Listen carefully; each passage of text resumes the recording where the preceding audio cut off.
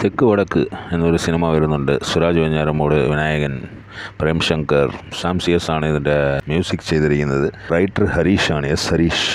പിന്നെ പ്രൊഡ്യൂസർ അഞ്ജന ഫിലിപ്പാണ്. സുരേഷ് രാജനാണ് ഇതിൻ്റെ DOP ചെയ്തിരിക്കുന്നത്.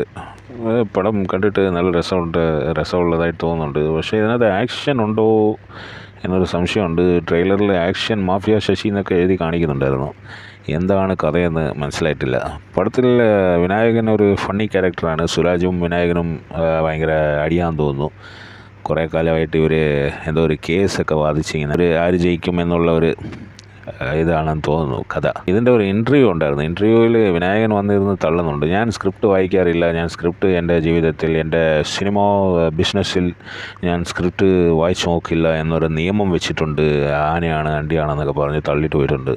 അതിൻ്റെ ഒരു ക്ലിപ്പിങ് ഞാൻ വെക്കാം. പക്ഷേ അത് കഴിഞ്ഞപ്പോൾ പണി പാളി, പുള്ളിയുടെ വായിൽ നിന്ന് വീണുപോയി. അതിൻ്റെ സ്ക്രിപ്റ്റ് വായിച്ചപ്പോൾ സ്ക്രിപ്റ്റ് അല്ല, അതിൻ്റെ കഥ അവർ പറഞ്ഞപ്പോൾ എനിക്കത് നന്നായിട്ട് തോന്നി. അതുകൊണ്ട് ഞാൻ ഈ റോൾ ചെയ്തതാണ്. ഇതിനകത്തൊരു റിട്ടയേർഡ് ഇലക്ട്രിസിറ്റി എഞ്ചിനീയറോ എന്തോ ഒരു റോളൊക്കെയാണ് വിനായകൻ്റെ.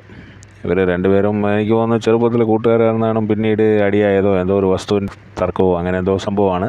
പക്ഷേ കണ്ടിട്ട് നല്ലൊരു കോമഡി സിനിമയാണെന്ന് തോന്നുന്നു. പക്ഷേ വിനായകൻ്റെ വെളിയിൽ പ്രൈവറ്റ് ലൈഫിലുള്ള തള്ളലാണ് നമുക്ക് സഹിക്കാൻ പറ്റാത്തത്. അഭിനയത്തിൻ്റെ കാര്യത്തിൽ ഓക്കെയാണ് എന്ന് പറഞ്ഞ് ഇപ്പോൾ അഭിനയിക്കുന്ന മാത്രം നോക്കിയാൽ മതി, എൻ്റെ പ്രൈവറ്റ് ലൈഫ് നോക്കണ്ട അങ്ങനെ പ്രൈവറ്റ് ലൈഫ് നോക്കണ്ടെന്നുണ്ടെങ്കിൽ വന്നിട്ട് ഈ അപരാധം പറയേണ്ട കാര്യമില്ലല്ലോ. സ്ക്രിപ്റ്റ് വായിക്കാതെ എങ്ങനെ ഒരാൾ ഒരു കഥ ഓക്കെ ആയി? ആ റോള് മാത്രം കേട്ടാൽ ഉടനെ ഇയാൾക്ക് മനസ്സിലാവുമോ ഇയാൾ ഭയങ്കര ബുദ്ധിജീവിയാണെന്ന വിചാരം? ഭയങ്കര സംഭവമാണെന്നാണ്. എന്ത് മനുഷ്യനൊക്കെയാണെന്ന്. ഈ സിനിമ അഭിനയമൊക്കെ അടിപൊളിയാണ്.